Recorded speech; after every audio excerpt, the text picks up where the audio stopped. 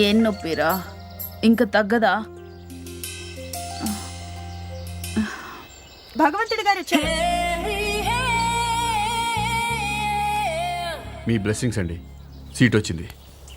ఆవ్ ఆవ్ అరే ఆవ్. ఏమైందండి? దండ బరువుగా ఉంది. స్పాండిలైటిస్ కదా. రాజా, నీకు మసాజ్ తెలుసా?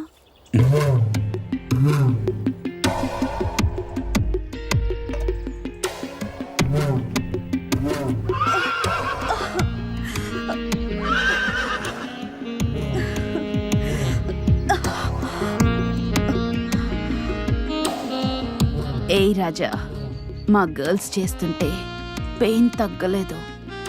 నువ్వు చేస్తుంటే కొత్త పెయిన్ వస్తుంది. క్యూరే.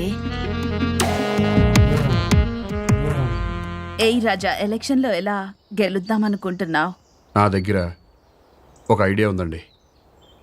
ఓటర్కి 100-200 ఇస్తామంటాం, మనకు ఓటేస్తామంటారు. ఆపోజిషన్ వాడు 300 ఇస్తే వాడికి ఓటేస్తామంటారు. జనం ఇద్దరి దగ్గర డబ్బులు తీసుకుని ఓటు ఎవరికేస్తారో తెలీదు. అందుకే మనం ఎక్స్ఎమ్మెల్యే ఓపెన్ వేలంపాట్లో ఓటర్లను కొనుక్కుందాం. అప్పుడు ఆ ఓట్లన్నీ కన్ఫర్మ్గా మనకే వస్తాయి. మరి మిడిల్ క్లాస్ ఓట్లు? మిడిల్ క్లాస్ ఓట్లు రావడం చాలా ఈజీ అండి.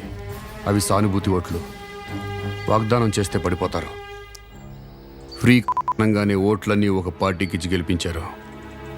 అలాగే మనం ఒక వాగ్దానం పడేస్తే మిడిల్ క్లాస్ ఓట్లన్నీ మనకే వేస్తారు. ఇక మిగిలింది రిచ్ ఫ్యామిలీస్. వాళ్ళల్లో ఓట్లేయడానికి వచ్చేవాళ్ళు 10-20% కంటే ఎక్కువ ఉండరు.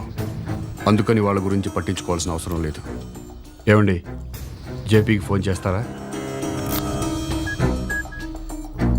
Hi JP darling, how are you? Fine Ruchidevi గారు, thank you. I want to see you home within 1 hour. మీ వల్ల రాజకీయంగా ఎదిగాను రుచిదేవి. కాకితో కబురంపినా వచ్చేస్తాను. Bye darling. రాజా, వేలం పాటకి డబ్బులు? మీ లవ్ ఉంది కదండి. రాస్కెల్ రాజా. రాజా, ప్రజల్ని తిట్టావు, మళ్ళీ ఎలక్షన్లో ఓట్లు ఎలా వేస్తారు? 2 రోజుల ముందు మనం తిన్న కూర నీకు గుర్తుందా? లేదు. 2 రోజుల ముందు తిన్న కూర మనకు గుర్తులేదు. 4 ఏళ్ల తర్వాత వచ్చే ఎలక్షన్లకి నేను తిట్టిన బూతులు జనానికి గుర్తుండవు. నిజమా?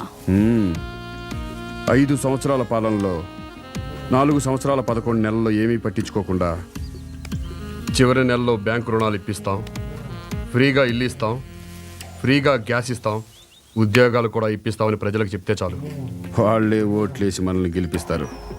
అంతెందుకు, ఈరోజు నన్ను తిట్టుకుంటున్న ప్రజలతో రేపు జిందాబాద్ కొట్టించుకుంటా. రేపు నీ బర్త్డే, రేపే క్యాబరే ఓపెనింగ్. ఆ ఫంక్షన్లోనే జనం మెంటాలిటీ ఎలా ఉంటుందో